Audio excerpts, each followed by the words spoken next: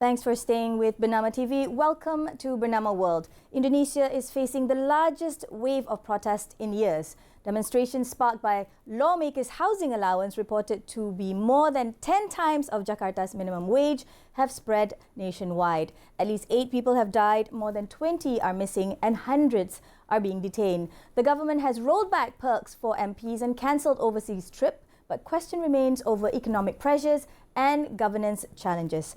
Joining us today to unpack what it means are LUBIS, Editor-in-Chief of IDN Times, and Regional Political Analyst, Dr. AZMIL TAYEB. And let's start with Uni first. Assalamualaikum, Bu Uni. Waalaikumsalam, Nadia. Let's start with the situation on the ground right now. How are the protests unfolding in Jakarta as well as in other cities? Are you safe and is everything well? Far safe, thank God. Of course, this has been a very busy week, especially for the media and also for the Indonesian that watch very carefully and with sadness what happened since 25th of August. So since the 2 days, actually the situation is calm because on the night of 30th of August, officially, the chief police, sent the letter to the chief military armed forces, request a backup for the security forces. So since Sunday morning, actually, especially in the Jakarta, there are 75,000 military armed forces actually help police to make sure that on the security and calmness of the city.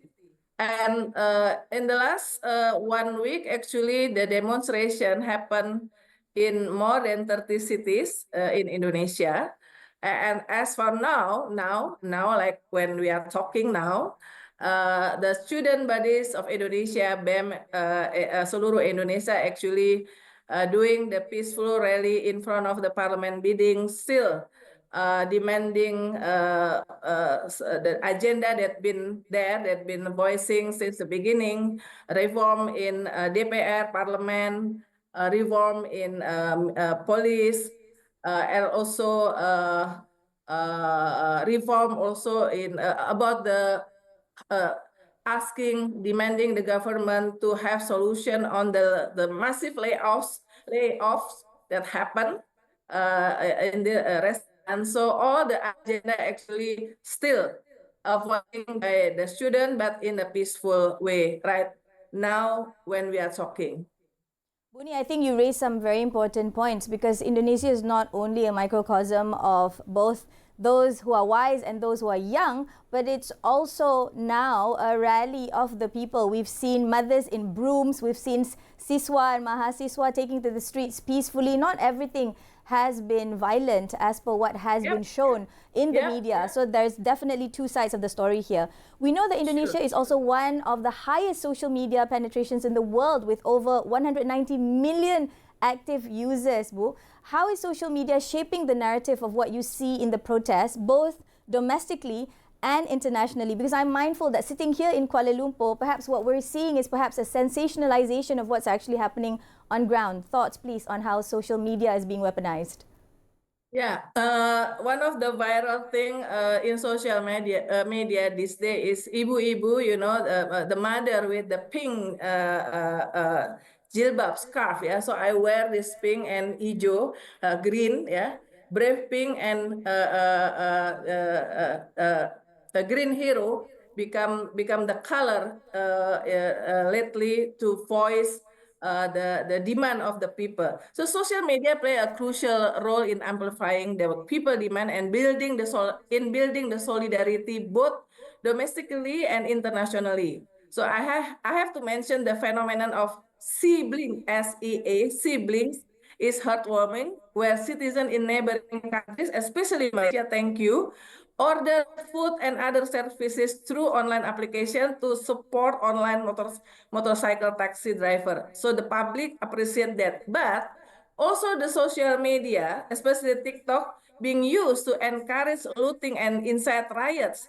this is tarnish the pure intention of the demonstration. So social media used for good and also for bad. That's happened during this demonstration since last week Monday. Yeah. So we're definitely seeing two sides of the coin here. On the one hand, people using apps for good and for linking and associating it with assisting those that are mungkin terjejas ya perekonomiannya, but at the same time there are those that are also using it to incite further hatred. Now, citizens are linking the protest to broader issues of governance and fairness. So from what you see, Buni, what is the unifying demands that are being made at present? Yeah, this is the culmination from the protest that actually happened since last year. If you remember that on the 22nd of August, the people of Indonesia and the student, of course, always become the core, important core of the for the team, voicing peringatan darurat biru, like warning on the blue Garuda Indonesia, which is our national symbol. So the people feel that the economic situation is deteriorating with more and more victims of layoffs. A university degree no longer guarantees a decent, and the middle class is shrinking. Corruption is even being committed by members of Prabowo cabinet, as seen with the arrest of the Deputy Minister of Labor.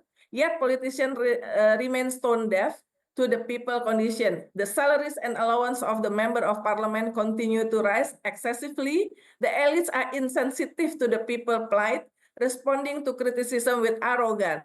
So therefore, focus now is on the parliamentary reform, police reform, and of course, bureaucratic and executive reform. So it's now that's unify all the people, not only students, but civil society, the mother, women. Yesterday, hundreds of women also did the demonstration in front of the parliament. Definitely something yang perlu diambil iktibar ya. Kami di sini juga perlu belajar. Now, official statistics show unemployment at around 4.8% and inflation at currently about 2.3%.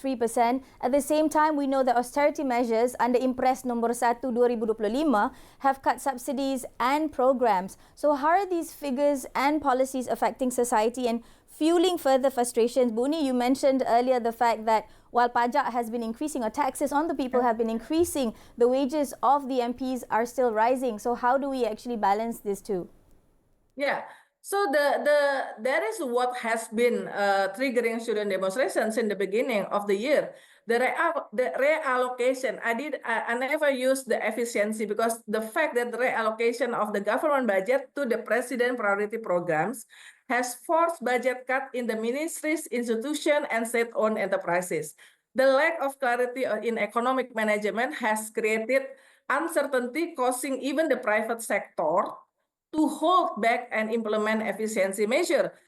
The global pressure also play a role. So this is the combination of the pressure in causing the hardship of the people. Now the price of rice even risen in 100 cities. It is certainly frustrating, yeah, for the people. Moreover, the elite are seen dancing, yeah, during the pidato kenegaraan, yeah, State of Union address, the celebration of independence in the palace. So there is a feel that the elite disconnected, yeah, with what happened and what been feel by the grassroots. Definitely, it looks like Indonesians are not only looking at just symbolic gestures. For example, I know that there have been cancellation of overseas trips and the rollback of some of the MP perks. But from what I'm listening here is citizens are asking for real measures, real reforms, not only in terms of parliamentary, but also in terms of executive and leadership. Now, in the moment, sitting here as a media doyen, in the moment, how can the media foster more constructive debate and serve as a bridge between citizens and the policymakers? And do you see press freedom being curtailed or being under pressure during this particular moment? Yeah, all promises included the speech by the president on Sunday, together after meeting with the chair of political parties and also the chairmanship of parliament, actually still in the promise. Yeah, so we still need to guard all the promise. So not akan, will, but now we demand to execute as soon as possible. So the role of media included voicing the people demand, yeah, conducting the fact checking, because in this situation, so many hoax, false information using AI, deepfake, that also can incite the calls for riots, yeah, and by being the eyes of ears of the people's struggle, especially when the authorities fail to protect the citizen. So there is an attempt, yeah, especially from the police, yeah, ex journalists in many places when covering the demonstration, including ID and Time journalists, face the threat, yeah, from the police. That's the real thing. And also the fact that the threat when media voicing the criticism toward the government, there is more and more phone call, yeah, not directly from the power that be, but through their proxy. Don't do this, take down this. This has happened, and this is not good. We have to fight back. This is the time when the media and the journalists should on the side of the people. Definitely, Buni, thank you so much for sharing your thoughts, not only on what the citizens of Indonesia is looking for, but also accountability and reform. We pray that all of our media and journalistic friends in Indonesia stay safe. Now, I'm going for a quick break, and when I come back, I'll be talking to Dr. AZMIL Muhammad TAYEB, who will join me to stay tuned and keep with me.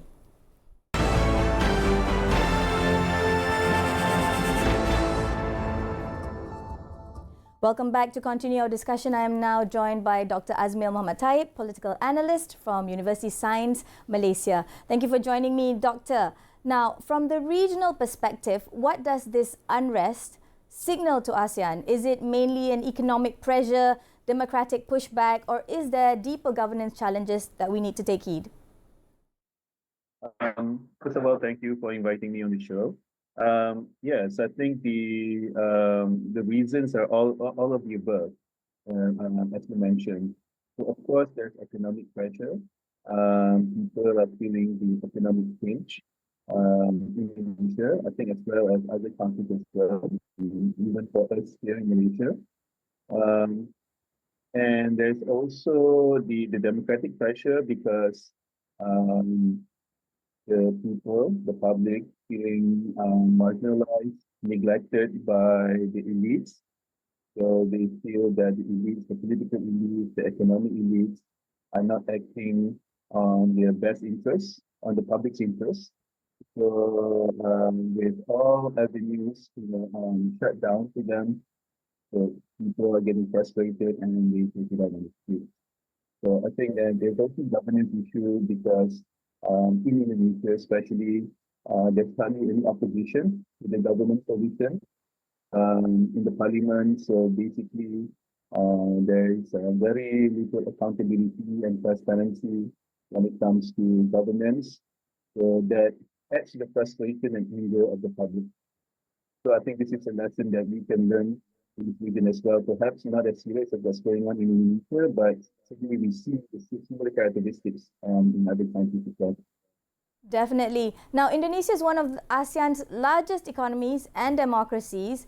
How, in your view, Doctor, might this prolonged unrest affect investor sentiment in the rupiah and, of course, foreign investment? We're not only talking about the rupiah and Indonesia, but also the spillover effect to countries like Malaysia and everywhere else. So what policies do you think should signal or stabilize confidence? I think we already mean that even before the protest broke out, we're seeing the economy not doing very well in Indonesia. You can see the rupiah is really at an all-time low. I think perhaps like matching the Asian economic crisis of financial crisis back in the mid-90s. So I think we're already seeing the signs, and then the protests nearly exacerbate the worsening economic condition. I think that's also the main driver. One of the main drivers of the protest is high youth unemployment in Indonesia. So you can see also many of the protesters are actually young people, right? As young as high school students who are feeling hopeless and they feeling there's no prospect for them. You know, even a few months ago, there's a hashtag Indonesia Kabur, Indonesia Leave, trending in the media as well. A clear sign that there's a good prospect.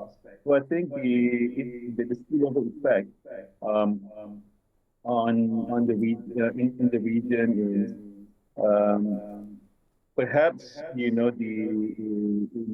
can serve as a warning to those in power, not to neglect the interest of the people, because it takes just a trigger basically to start something like this.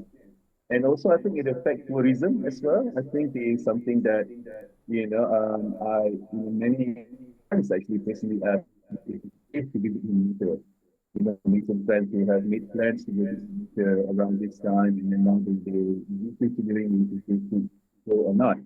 So I think it has that spillover effect as well.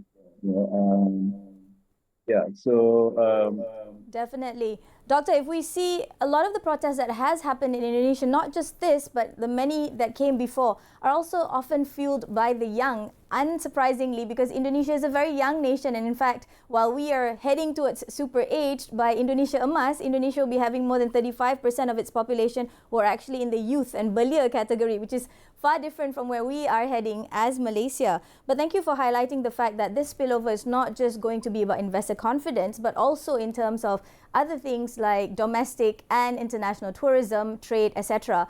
Now, one of the pain points that we've seen coming out of the news is with the recent United States tariffs on Indonesian exports and actually the zero tariffs for access to the US on Indonesia's coal, a 19% tariff from Indonesia to the US, how might external trade tensions intensify some of these domestic grievances? What are the senses of the businesses that are on the ground? I think Indonesia has always been an export-oriented economy, right? So producing products that they can export it especially to Western countries. And Indonesia, the tariff, I think if I'm not mistaken, the tariff levied by the US government and Indonesia is 19%. I think similar to what been levied to Malaysia. I know that there are factories, there's skilled and semi-skilled labor jobs, provided by these factories, these industries, and textile industry, for example. They might be affected because, companies might not feel that it's safe enough to operate in Indonesia because of the worsening situation, and they might move to other less developed countries, perhaps in the region elsewhere. So maybe, like say for textile industry, they can move to Bangladesh, for example, which is also known for its textile industry, or even Cambodia. To other countries that are deemed safer investor locations, right? Now, comparing administrations, I want to touch upon the fact that with Pak Jokowi's administrations versus Pak Prabowo's administration, Jokowi emphasized on infrastructure and gradual subsidy reform, while Prabowo is looking at pursued austerity drives under Impres #1 of 2025. Now, how does this policy shift affect social stability, and what alternatives could actually ease pressure? We're getting reports on the ground of people having diarrhea and other food poisoning issues from the makanan gratis projects that have been coming out of Pak Prabowo's austerity drives. Thoughts, please? Yeah, so I think another driver of this protest is also, as you rightly mentioned, austerity measures imposed by the government. One due to the spending, So I mean, it doesn't start with the Prabowo administration. It started with the Jokowi administration. As you mentioned, he's known for his infrastructure programs. So even Indonesia, the monitor infrastructure, So, and then, but of course, it's a highly expensive and highly leveraged projects, which increases in debt, especially external debt. It's a lot of pressure on Indonesia's budget. So to fund the infrastructure and also, as you mentioned, the Prabowo's landmark flagship program, which is the Makanan Bergizi, the nutritious meal program for school children, which was rolled out, a few months ago, when he came in power. But the result has been quite uneven. As you mentioned, there's food poisoning and the discrepancy between the poor region and the more the more affluent is stark and Indonesia is countries. So but these are all like money sucking programs, right? So and then to pay for this program, the government has to impose austerity measures and also impose new taxes. So there's a new consumption tax as well that pisses people off, and also like we see the protest in Pati in Central Java, right, because of the new tax imposed by the local government there. So these are all fueling the frustration and anger of the people. Thank you, Dr. AZMIL. Now, there's definitely a lot to unpack here, and perhaps we need a whole new session on discussing how might we as ASEAN neighbours also react to the current situation in view of Damai Indonesia. Now, that's a wrap for this hour's broadcast. Don't forget to visit us at BERNAMA.com and follow us on our social media channels, YouTube, X, Instagram and Facebook. For the latest updates, you can tune in to BERNAMA Radio at 93.9 FM. This has been The World on BERNAMA TV. I'm NADIAH. Thanks for watching.